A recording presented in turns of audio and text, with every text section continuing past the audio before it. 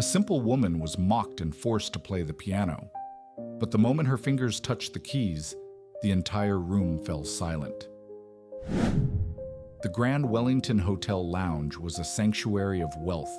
The golden glow of chandeliers bathed the room in soft light, illuminating the polished mahogany floors and the marble-top tables where society's elite sipped their expensive drinks. The air was thick with the scent of aged whiskey and imported cigars, blending with the faint aroma of leather from the plush velvet chairs. A soft jazz melody drifted from hidden speakers, setting the tone for yet another evening of luxury and indulgence. Near the far end of the room, just a few feet from the grand piano, stood Anna. She wasn't a guest. She wasn't anyone, really, at least not to the people gathered here. To them, she was just part of the scenery, a quiet woman in her late 40s dressed in a simple cleaner's uniform. Her brown hair, streaked with gray, was neatly pulled back into a bun. Her face, though tired, held a certain quiet dignity. Her hands moved methodically, wiping down the tables with practiced precision. It was a job she had taken out of necessity, not choice. She had learned long ago that survival sometimes meant becoming invisible, but tonight she made a mistake. She paused, only for a second, a fleeting moment of stillness as her gaze lingered on the grand piano, a magnificent instrument, its polished black surface gleaming under the soft lights, its ivory keys untouched.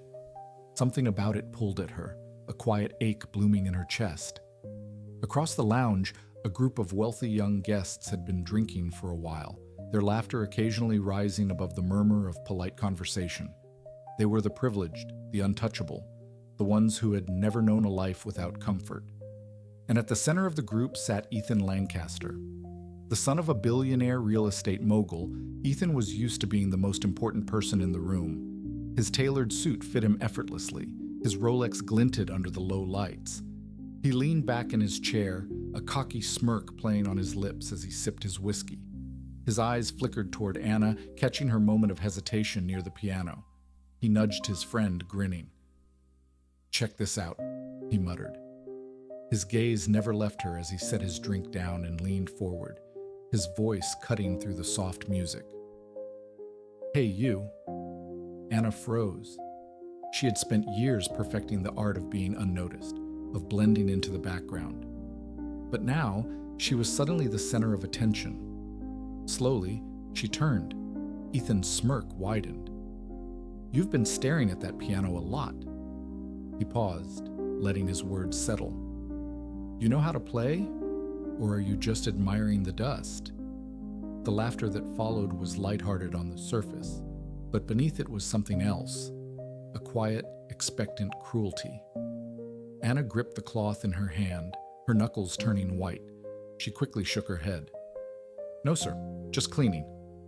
She moved to leave, to fade back into the shadows, but Ethan wasn't done. "Oh, come on," he said, louder this time. "Just a little performance. Give us a cleaner's concert." More laughter. This time, others nearby turned to watch. Their gazes flickered between Ethan and Anna, curiosity blooming in their expressions. Anna felt her pulse quicken. She glanced toward the bar, where the hotel manager stood, watching nervously. He had taken a chance on her when she applied for the job, despite her lack of experience as a cleaner. He had sensed something in her, a quiet elegance that didn't quite fit the role. Now he looked torn, as if debating whether to step in. But he didn't. No one did. Anna swallowed hard. She had spent years building a life where she was overlooked. And now, in this moment, she had become a spectacle. A woman meant to fail. Ethan leaned back in his chair, amused. "See? She wants to play."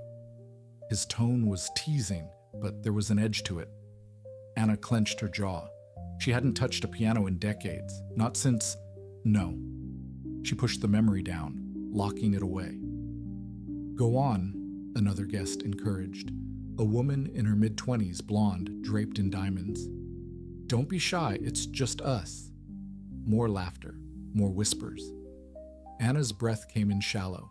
She could feel the weight of their stares, the way they waited for her to fumble, to press a wrong key to prove them right. From the corner of her eye, she saw someone raise their phone, camera aimed at her. A video. They were going to record her failure. A quiet humiliation, immortalized forever. Anna closed her eyes for a second. Her past felt like a shadow curling around her, pulling her back to a time she had tried to forget. She had been here before. Not in this exact place, not with these exact people, but in this same cruel game. And she knew how it ended, unless she changed the rules.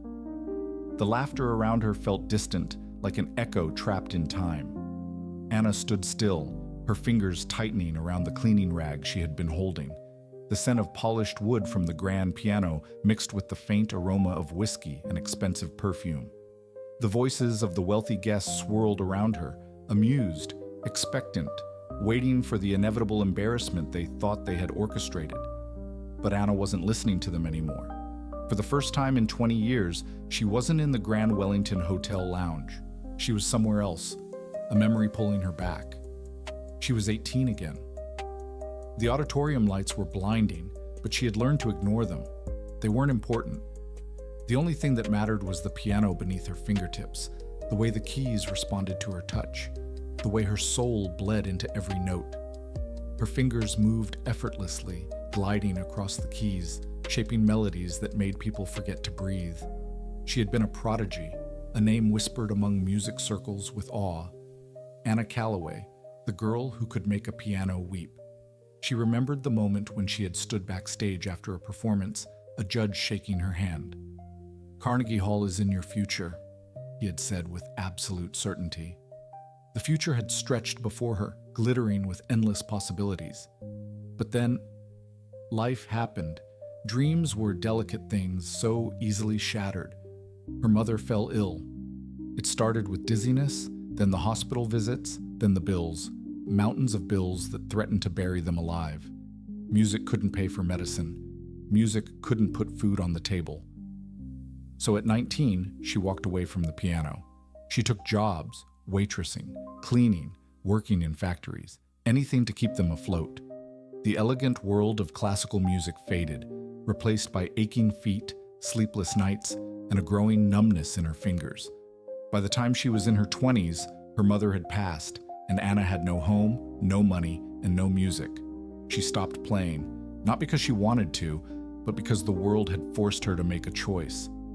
And now, here she was, 47 years old, a cleaner, standing in front of a grand piano she hadn't touched in 2 decades. The laughter snapped her back to the present. Ethan was still smirking, his whiskey glass tilted lazily in his hand. The other guests had their phones out, eager to record her humiliation. Anna's gaze drifted to the piano. It was the same model she had practiced on as a child. She took a step closer, and something deep inside her stirred, a quiet, buried ache. Her fingers twitched. She had spent years pretending she had forgotten. She hadn't. The music was still there. It had never left her. She took a slow breath and turned back to Ethan, her expression unreadable. "All right," she said softly. For the first time, the laughter faltered. The guests exchanged amused glances, nudging each other. This was going to be good.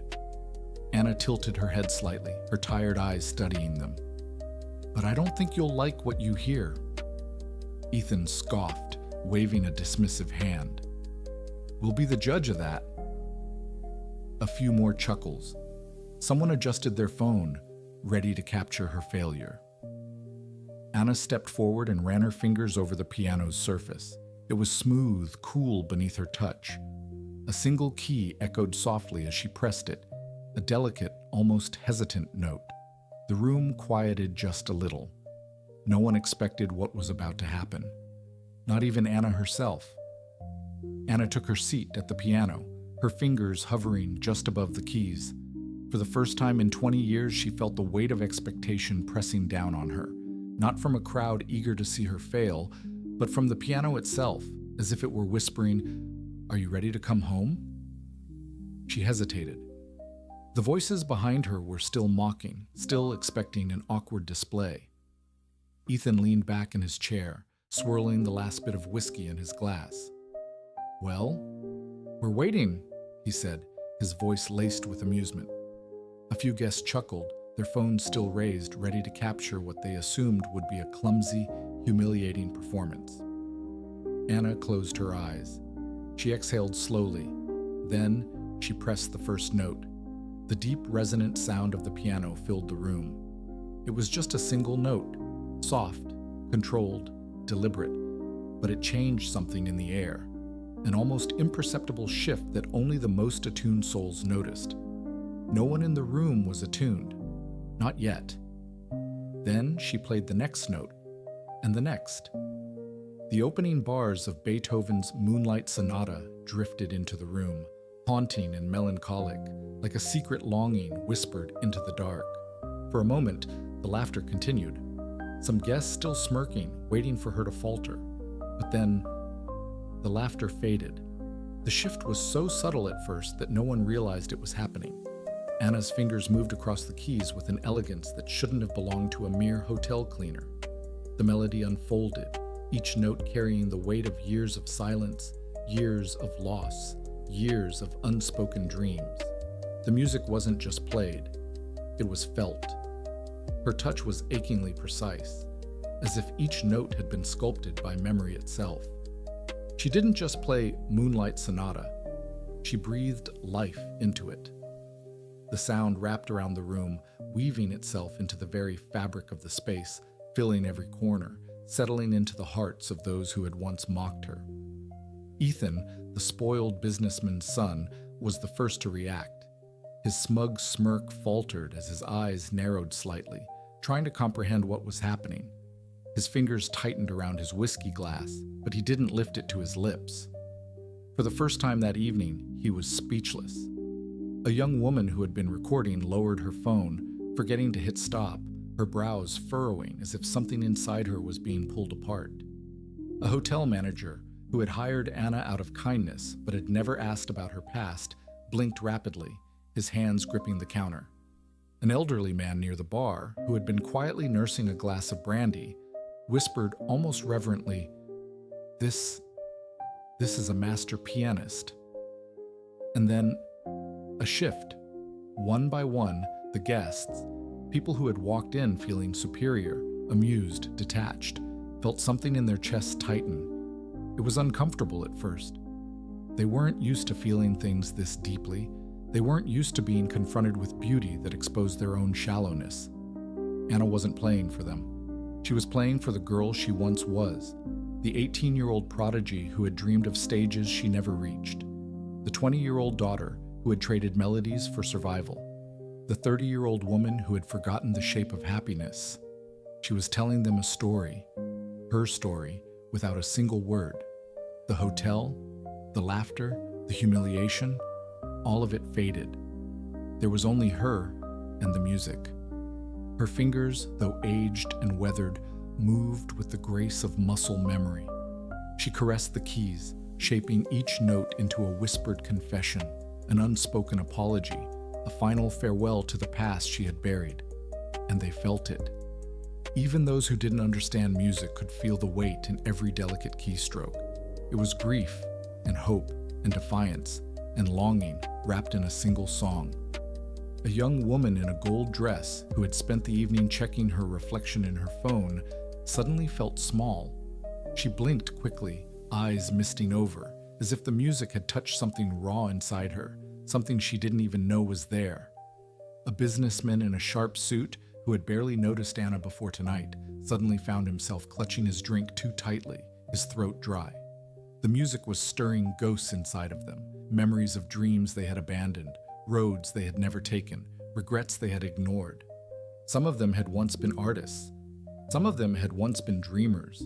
And now, they were just people who paid for overpriced drinks in fancy hotels, pretending they were happy. Anna's music ripped through their facades, exposing the truth beneath. Ethan's fingers curled into a fist. He didn't know why he was angry. The music was undoing something inside him, and he hated it. He had expected a joke, a quick laugh at a cleaner's expense. Instead, he was the joke. He was the fool who had thought himself superior, when in reality he was the most insignificant person in the room. He had wealth. He had connections. But he had nothing like this. Nothing that could make a room of people forget to breathe. He felt his stomach twist, something dark and ugly coiling in his chest. He had wanted to humiliate Anna. Instead, she had humbled him, and he wasn't sure he could handle it. As the last notes of Moonlight Sonata faded into nothingness, Anna's hands lingered over the keys. She didn't look up. She didn't need to. She already knew. The room was frozen. No whispers, no chuckles, no mocking smiles, just silence. A heavy, aching, deafening silence. Somewhere in the back of the room, a guest sniffled quietly. No one dared break the spell. No one could. For the first time in their privileged, insulated lives, the wealthy guests of the Grand Wellington Hotel had been forced to face something real, something they couldn't buy, something they couldn't control, and it terrified them. The last note lingered in the air, dissolving into silence.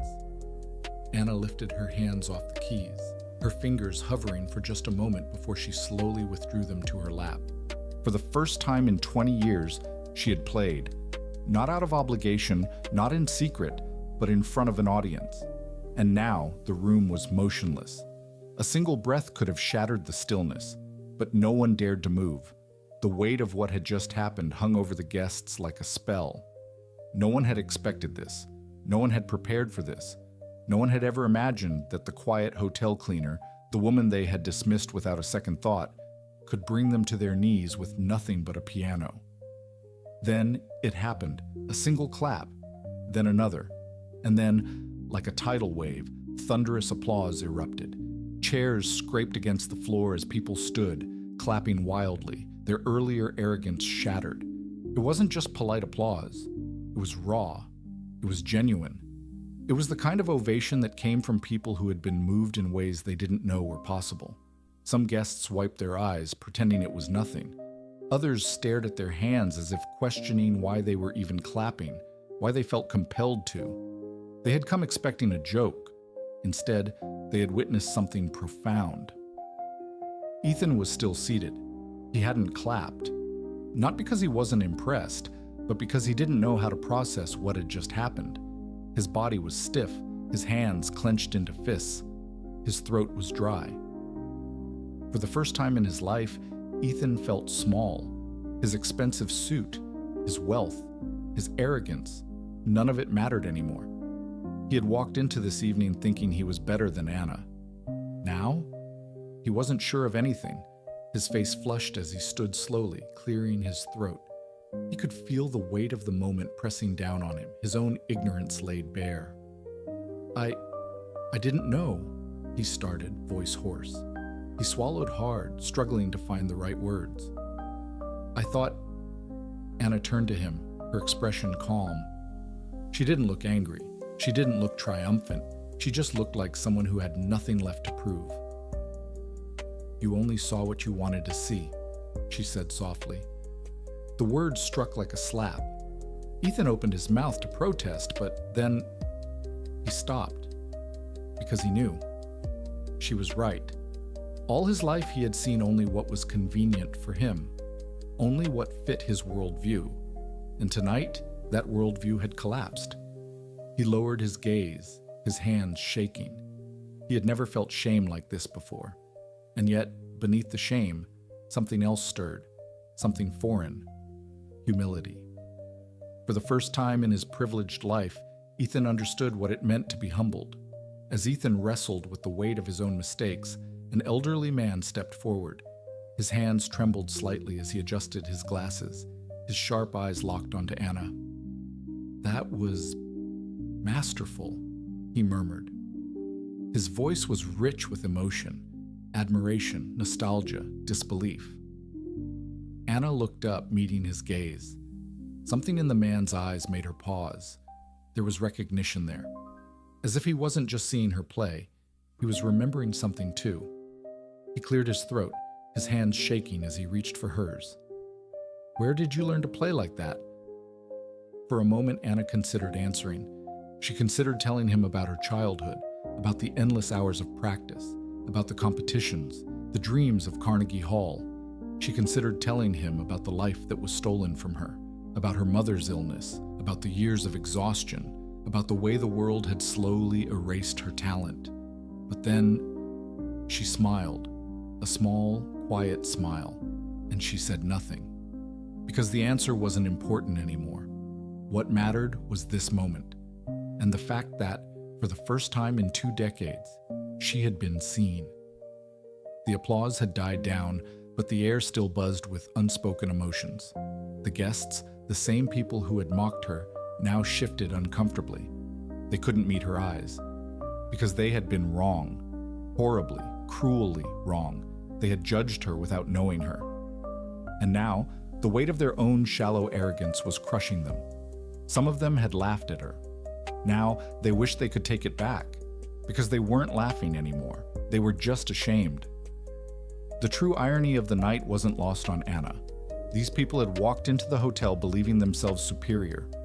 But in the end, the only true greatness in that room had come from her. And she hadn't needed money, or connections, or power. She had needed nothing but her own hands and a piano. And that was something none of them could buy. She could see it in their faces, the realization, the discomfort. For the first time, these people were questioning themselves. And that was her victory. Not the applause, not the recognition, but the fact that she had held up a mirror to their souls and forced them to see what was really there. Ethan, still standing near the piano, looked at Anna one last time. His face was pale, his jaw clenched, and yet he looked different, not just humbled, changed. He had spent his entire life thinking he knew everything. Tonight, he had realized he knew nothing at all, and as he lowered his gaze and took a step back, something in him shifted forever. Because for the first time, he understood what true greatness looked like. And it had nothing to do with money, nothing to do with power, and everything to do with a woman who had been ignored, underestimated, and mocked, but who had just left an entire room of privileged people questioning their own existence. And with that, the night would never be the same again. The applause had long faded, but its echo still lingered in the air. Anna sat there for a moment longer, her hands resting gently on her lap. Then, as if nothing had happened, she stood up. She didn't bow. She didn't soak in the admiration. She simply walked away. Anna moved through the grand hall, picking up an empty glass left on a table. She reached for a discarded napkin near the bar. She wiped down a counter, her movements smooth, practiced, just as they had been for years. But tonight, something was different, not in what she was doing, but in the way people saw her. The same guests who had laughed at her earlier now couldn't even look her in the eyes. Some stared down at their drinks, pretending to be lost in thought. A few whispered to each other, their voices hushed with guilt. Others, awkward and uncertain, offered her their seats. A man near the fireplace stood as she walked by. "Would you like to sit?" he asked hesitantly. Anna simply shook her head, a polite smile on her lips, and continued working. They wanted to undo the way they had treated her, but some mistakes couldn't be erased so easily. It was nearly midnight when the hotel manager approached her. He had been watching her all evening. Like everyone else, he had misjudged her. Like everyone else, he now saw her in a new light. "Anna," he said, voice careful, almost hesitant. She looked up from where she was tidying the last of the tables. "Yes?" The manager cleared his throat. He suddenly felt ridiculous. He had worked here for years, and yet he had never once wondered about Anna's story. Never once thought that the woman in the cleaning uniform could be anything more than what he assumed. But now he saw her as something else entirely. Not just a cleaner, not even just a pianist, but a woman who had taught an entire room full of powerful people a lesson they would never forget.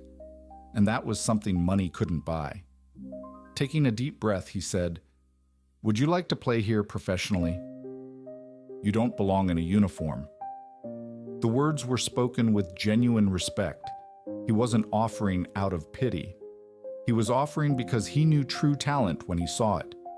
And Anna? She was extraordinary. Anna stared at him for a long moment. There was a time when this offer would have meant everything to her. A time when she would have grabbed it with both hands, heart racing with excitement. But now, She had already made peace with her past. She didn't need the stage. She didn't need the applause. She didn't need anyone's validation. A soft smile touched her lips. "Thank you," she said. "But I play for myself now, not for an audience." The manager blinked, caught off guard. He hadn't expected that. But looking at her, he understood. Anna wasn't looking for redemption. She wasn't looking for a second chance, because she had already found what she needed, and it had nothing to do with fame. The night stretched on. The hotel emptied, one guest at a time, until the grand hall was silent once more. Anna remained. She had finished her work. There was nothing left to do. And yet, she wasn't ready to leave. Slowly, she made her way back to the piano. The room was empty now. No snickering voices, no judging eyes, no expectations, just her and the instrument that had once been her whole world. She slid onto the bench, her fingers hovering over the keys, not out of hesitation, but out of reverence. For 2 decades, her music had been buried beneath exhaustion, grief, and survival. Tonight, she had brought it back to life. And now, she played, just for herself. The melody was softer this time, like a whisper.